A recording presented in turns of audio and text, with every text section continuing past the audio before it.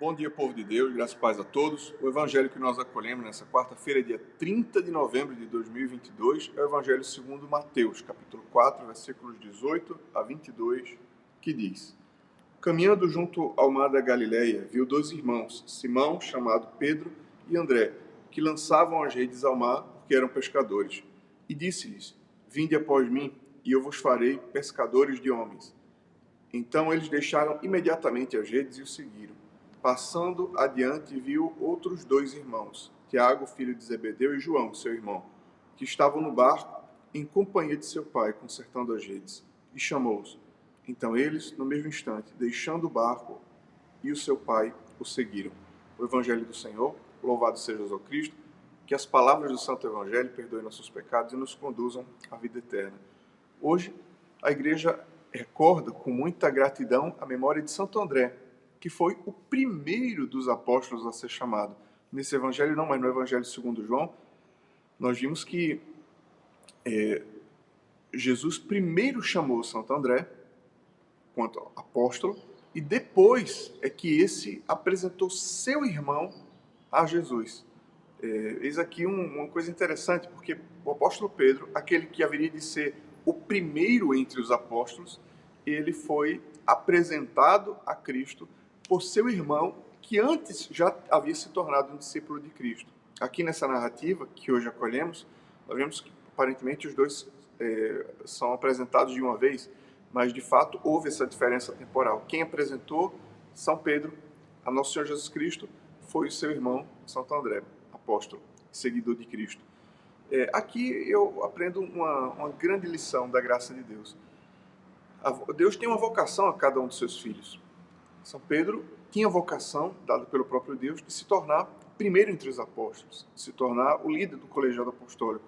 Mas foi André que levou seu irmão Pedro a Cristo. Aqui podemos pensar, bom, o que fez com que André levasse seu irmão Pedro a Cristo? Ele aprendeu uma série de discursos, foi uma ideologia nova, foi uma nova moda? Não. Primeiro André provou da presença de Cristo. Primeiro ele se converteu, abraçou a fé.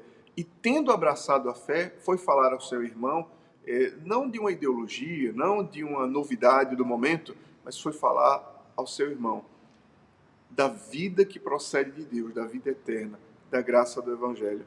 E então pôde levar seu irmão a Cristo. Isso é uma coisa interessante.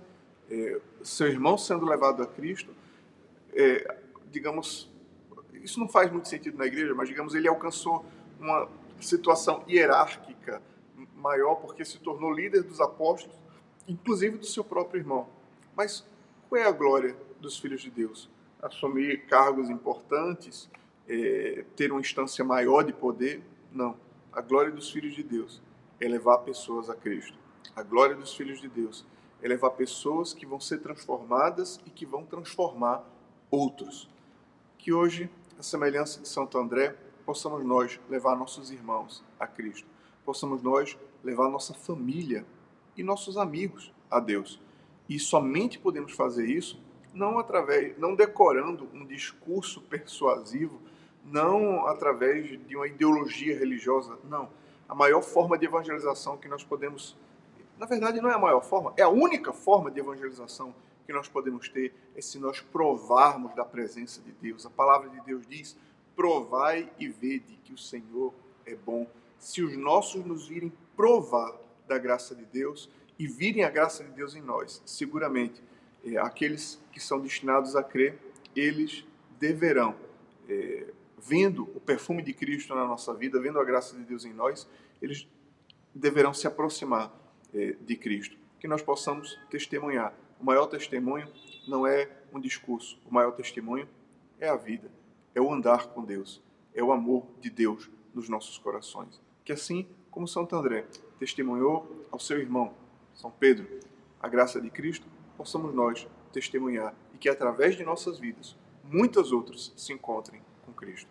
Deus abençoe você, Deus abençoe o seu dia. Em nome do Pai, do Filho e do Espírito Santo. Amém.